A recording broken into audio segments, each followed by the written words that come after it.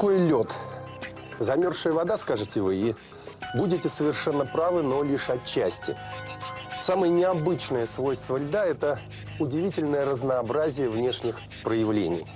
При одной и той же кристаллической структуре он может принимать формы прозрачной сосульки, пушистого снега или гигантских ледовых масс. Почему многие народы приписывают льду магические и лечебные свойства? Об этом и о многом другом расскажут искатели Якутии.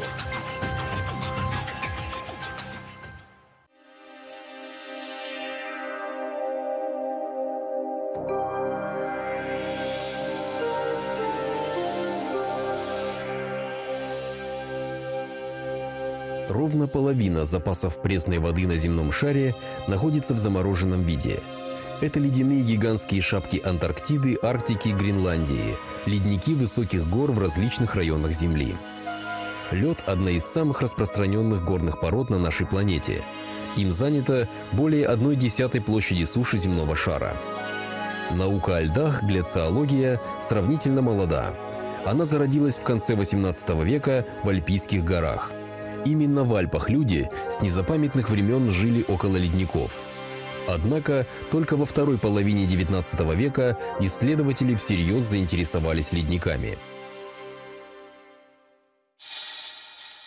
Где-то 2 миллиона лет назад началось похолодание климата, и среднегодовая температура на территории Якутии стала отрицательной.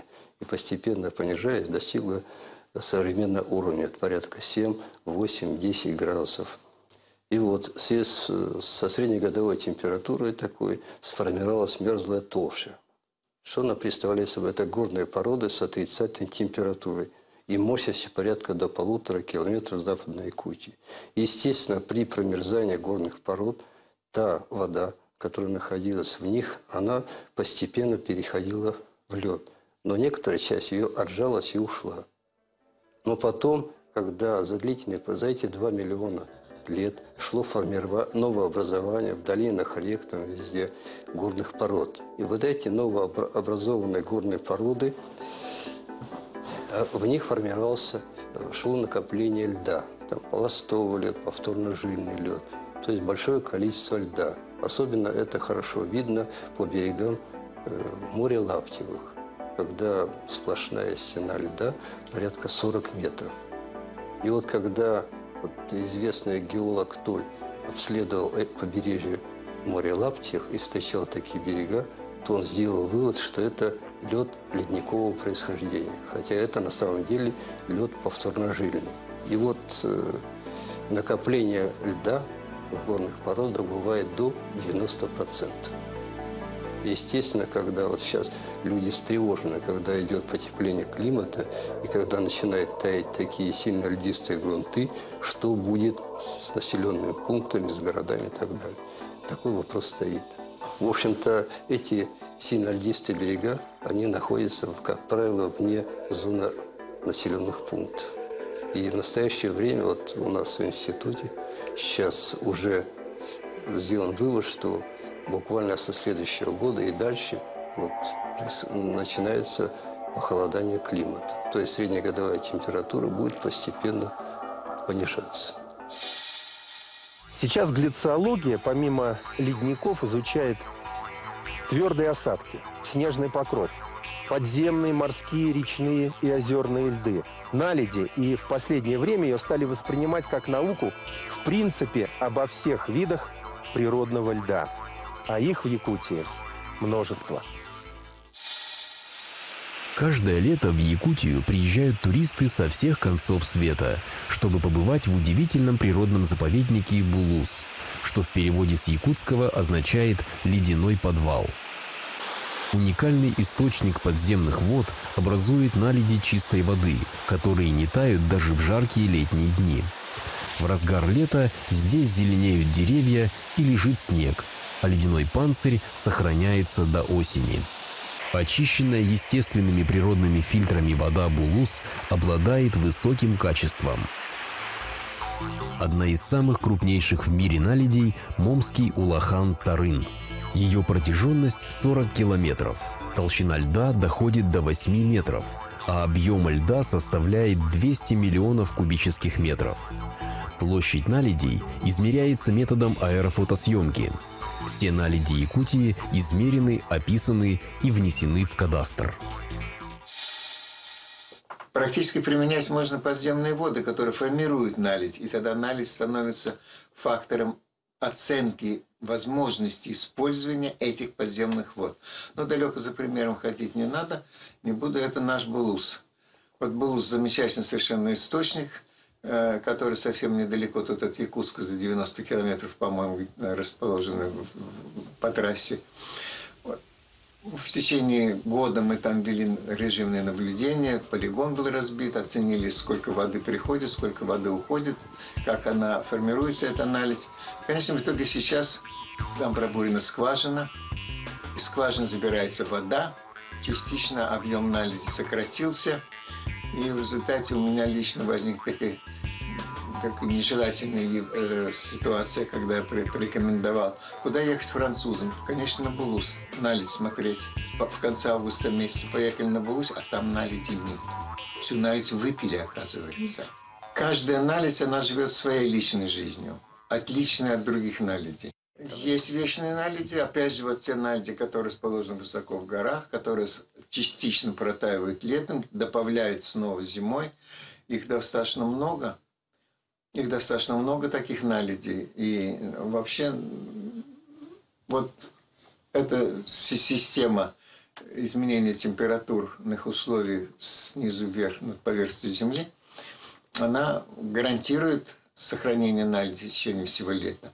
Вообще наледь, конечно, явление, по слову феномен нехорошо, но феноменальное в некоторых отношениях. Зимой в лютый мороз. Вот мы на Лохантарине исследовали, когда вели исследования, это были в холодные зимы, температура воздуха снижалась до 60 градусов, а по поверхности наледи текла вода. Более того, что не просто текла вода, она еще как кристаллизовалась, из нее высаживались соли, и на наледи возникали такие желтые пятна повышенной солености. Все это было очень эффектно, и все это было в таких крайне низких температурах. Над наледью все время стоял пар. Это происходит зимой. Летом все наоборот. Кругом зелень, кругом тепло, над наледью прохладно. И самое любимое блюдо – это сгущенка, размолотая с наледным льдом. Получается такое полевое мороженое, очень вкусное. Рекомендую его всем исследователям, которые попадут на эти самые наледи. И то же самое мы видим, вот яркая зелень, тепло, вот эта льдина, и на льдине сахады. Он спрятался от комаров, потому что на наледи их меньше. В монографии известного ученого-этнографа Семена Николаева «Самогато» «Пища якутов» описывается, как предки якутов использовали мерзлоту и наледи для сохранения добычи. Мало было просто положить дичь в выдолбленный лед. Нужно было уметь сохранить ее вкусовые качества. Профессиональные кулинары, отказавшись от услуг современных холодильников, возвращаются к традициям предков. Мы в нашем ресторане, как бы технологии появились.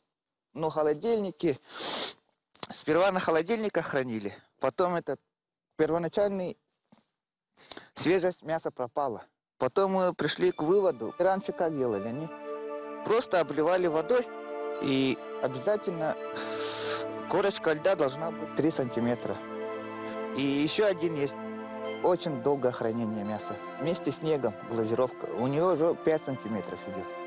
Берем воду, мы с пруда берем и тонким слоем вот так наливаем.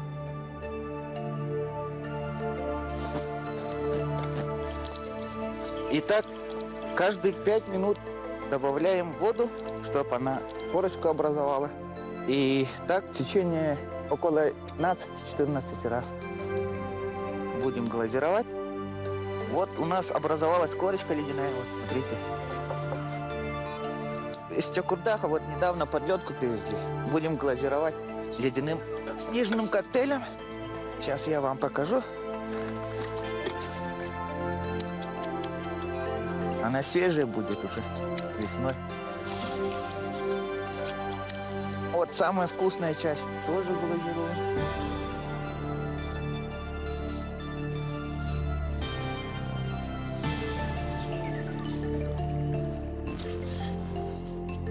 Будем доставать весной, кушать свежую староганинку.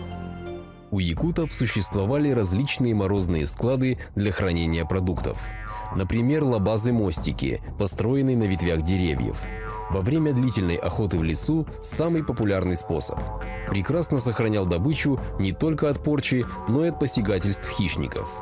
Кроме того, в горах Якутии есть пещеры, где царит неподвижный холод, или внутри циркулирует переохлажденный воздух.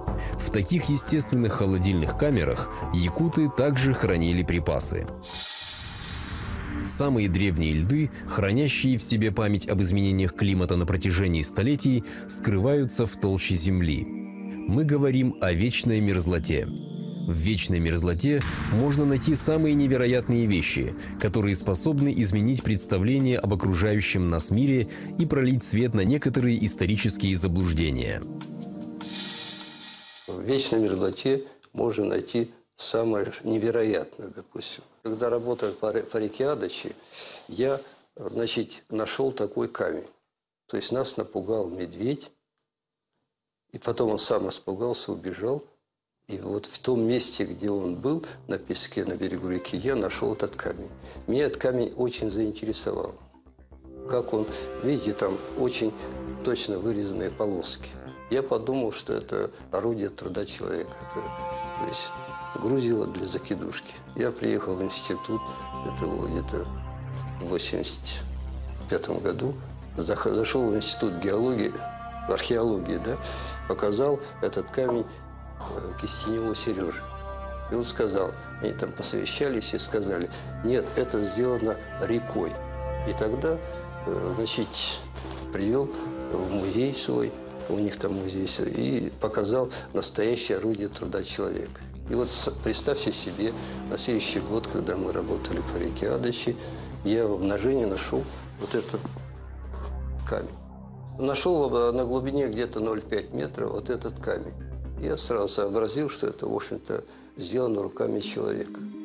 Естественно, когда, в общем-то, я этот камень послал с человеком, кстати, Саша Федоров, который у нас работает в институт, сюда, в город, к археологам. И вот этот камушек произвел фурор среди археологов. Дело в том, что до сих пор считалось, что вот Верхояние, в долине реки Янет, Адачи, в связи с тем, что там очень холодно, люди, в общем-то, жить не могли. И там, в общем-то, их и не искали, и стоянок было очень мало. Но раз нашли вот этот камень, они туда поехали. В этот же год был создан отряд, и нашли сотни стоянок человека в возрасте 5-10 тысяч лет.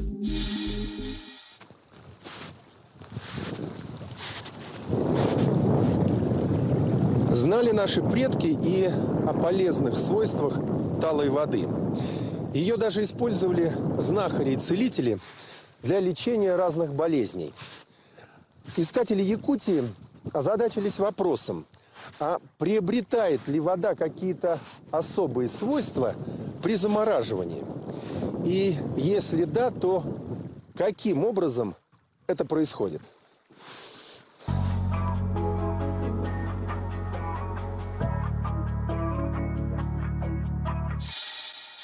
Не эксперимент, а реальное совершенно действие по очистке этой воды одной из современных таких вот систем. Вот сюда, используя эту магнитную воронку, заливается вода из крана.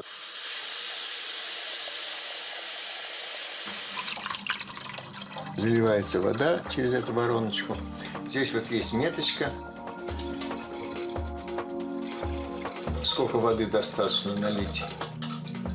Такая черная метка. Вот она, черная метка, вот она видна. Это первая часть эксперимента, наша закончена. Теперь включим гальванический элемент. Он немножко прогудит, и тогда можно будет посмотреть что там образовалось. Особенно я рекомендую вот эти очистные системы для семей, где есть маленькие дети. Загрязняющие компоненты всплывают. Минерализация сохраняется. Я проверял, минерализация здесь такая же, какая в воде из-под крана. Цептеровская вода, минерализация почти нуль, то есть как дистиллированная вода. Установим крышечку. Эта воронка, она специально существует для того, чтобы вот эту всю грязь отсюда убрать. Вот смотрите, что-то сейчас сливается.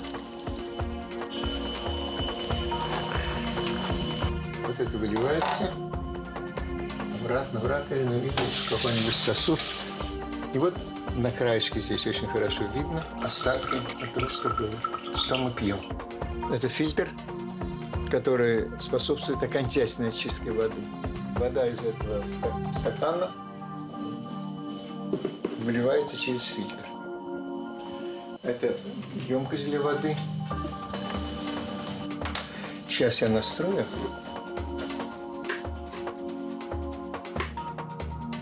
Органические компоненты забирают всю грязь на себя, и вот они в результате воздействия электрического поля концентрируются.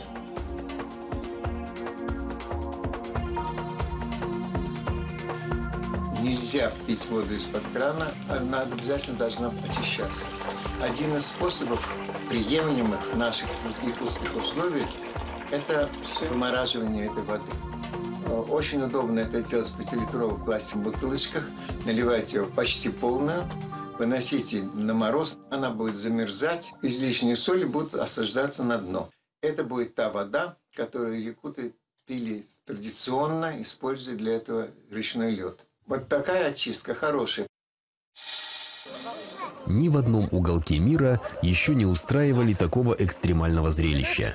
Местечко у села Абага на чистейшей реке Амга стало первым, где состоялся фестиваль подледной стрельбы. Идея фестиваля принадлежит известному режиссеру и путешественнику, руководителю студии «Креатива-навигатор» при филиале БГУЭП Андрею И. Охотников геройствовать в проруби отыскалось немного. В их числе Андрей И, предприниматель Герман Арбугаев, строитель Эльшан Назаров и слесарь Алексей Воронцов. Все опытные дайверы. Кульминационный момент. Пошел.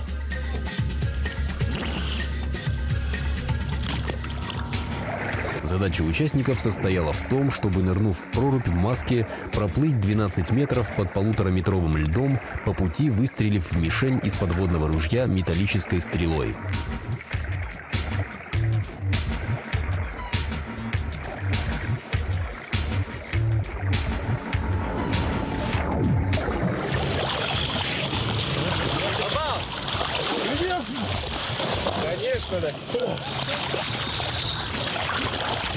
На дне реки дежурил начальник Якутской объединенной технической школы ДОСААФ, международный инструктор по дайвингу и подводной охоте Сергей Соболев.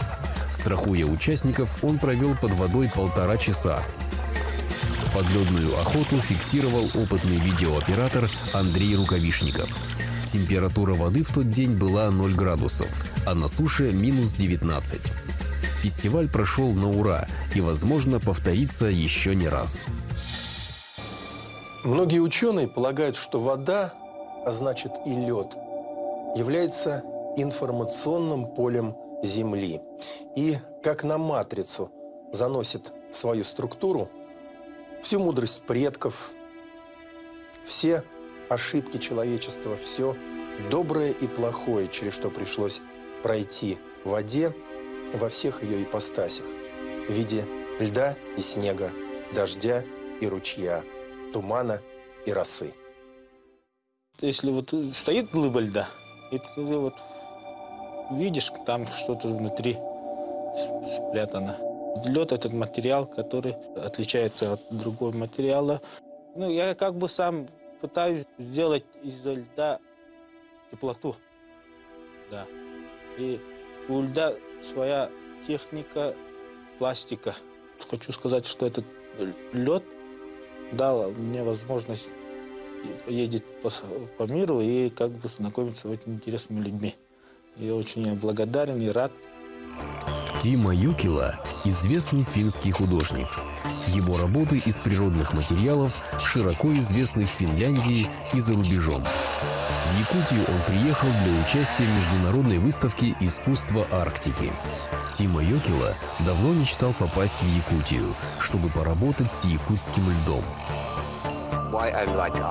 Почему я люблю лед? Потому что это совершенно особенный материал. Он единственный из природных материалов излучает свет, каждый его образ и каждая форма. И это абсолютно отличает его от всех других материалов. Профессор Тимо Йокила совместно с мастером декоративно-прикладного искусства Якутии Федором Марковым провели мастер-класс под открытым небом по установлению инсталляции изо льда. Площадка этнографического комплекса Чучур-Муран, расположенная в живописном месте, идеально подходит для проведения ландшафтного искусства, в котором сама природа является главным художественным материалом и объектом. А главной идеей этого вида искусства является взаимодействие человека с природой и магия превращения природы в произведение искусства.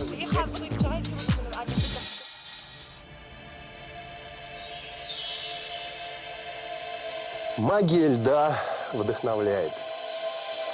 Парк ледовых развлечений, созданный при участии Байкальского университета экономики и права, тому подтверждение. Айсариум лишь начинает свою работу, но с каждым годом его лабиринты будут расширяться и привлекать к себе все больше внимания. И это справедливо. Где, как не в Якутии, знают, как много значит лед.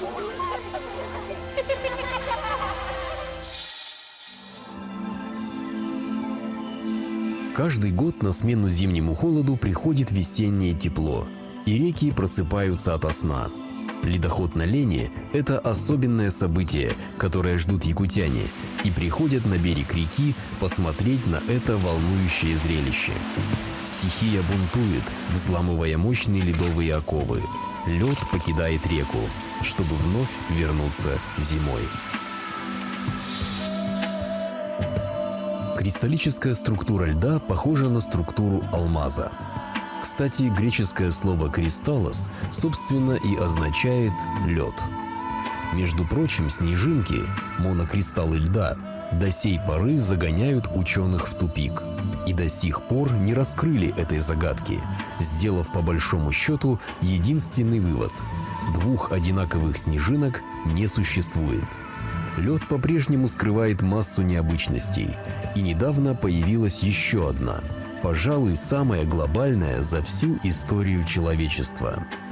Молекулы воды при низких отрицательных температурах и высоком давлении кристаллизуются в форме двойной спирали, один в один повторяющей ДНК, основу основ всего живого на Земле.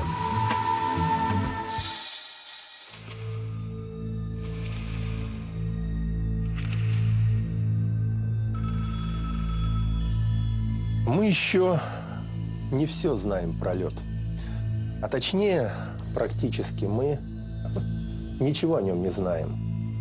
И кто знает, может быть, именно лед когда-то ответит на самый главный вопрос. Как появилась и как сохранилась до сей поры на Земле жизнь.